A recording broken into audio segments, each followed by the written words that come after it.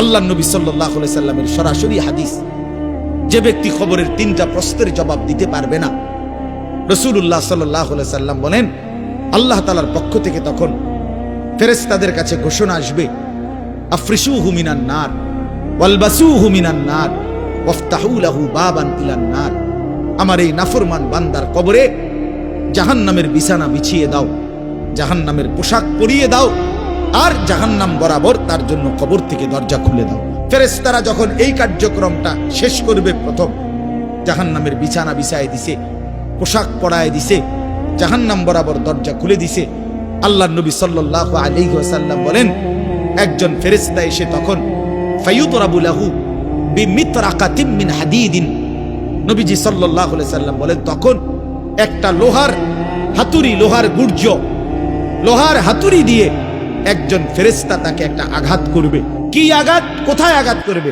সরাসরি হাদিসের শব্দ, বরবাতান বাইনা উযুনাইহি, তার 2 কান বরাবর একটা আঘাত করবে। রাসূলুল্লাহ সাল্লাল্লাহু আলাইহি সাল্লাম বলেন ফায়াসিহু সাইহাতান, ওই নাফরমান তখন এত জোরে চিৎকার করবে, ইয়াসমাউহা মান ইয়ালিহি ইল্লা সাকালাইন, মানুষ এবং জিন ব্যতীত আল্লাহর সমস্ত সৃষ্টি ওই বেঈমানের চিৎকার শুনতে পাবে। কবরে না যায়। ছেলেরা আমার, দোস্ত আমার, বাপ আমার, বন্ধু আমার, আপনি হাসলেও কবরে যাইতে হবে, কাঁদলেও কবরে যাইতে হবে। রাজপ্রাসাদের ওই অট্টালিকাতে যে থাকে সেও একদিন মরে যাবে, জীর্ণ কুঠিরে কুড়ে ঘরে যে থাকে সেও মরে যাবে। জীবনে যে কোনোদিন সুখ দেখে নাই, দুঃখের সাগরে তারও মৃত্যু হবে। জীবনে যে কোনোদিন দুঃখ দেখে নাই, সুখের সাগরে ভাসছিল, তারও মৃত্যু হবে, সেও মরে যাবে। কবর নিশ্চিত, কবর নিশ্চিত। আমিন ওয়ারাইহিম বারযাখুন ইলা ইয়াউমি ইউবআসুন।